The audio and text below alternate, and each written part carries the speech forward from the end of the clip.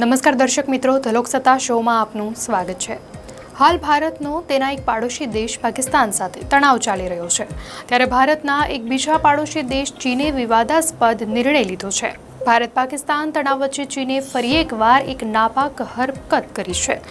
ચીને અરુણાચલ પ્રદેશના કેટલાક સ્થળોના નામ બદલી નાખ્યા છે, જેનો ભારતે વાંધો ઉઠાવ્યો છે। ભારતે કહ્યું કે નવું નામ આપવાથી તે હકીકત બદલાશે નહીં કે અરુણાચલ પ્રદેશ ભારતનો અભિન્ન અને અવિભાજ્ય ભાગ હતો, છે અને હંમેશા રહેશે।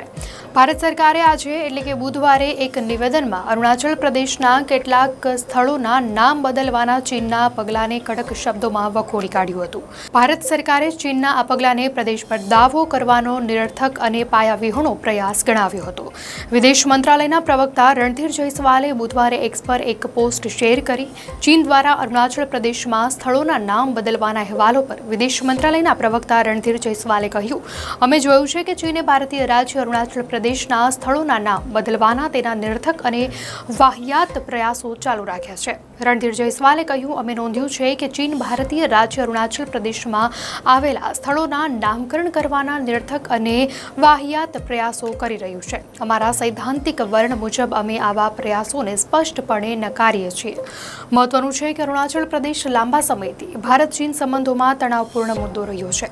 ચીન વર્ષોથી અરુણાચલ પ્રદેશ પર પોતાનો દાવો કરતો આવ્યું છે। ચીન અરુણાચલ પ્રદેશને તિબેટનો દક્ષિણ ભાગ ગણાવીને તેના પર દાવો કરે છે।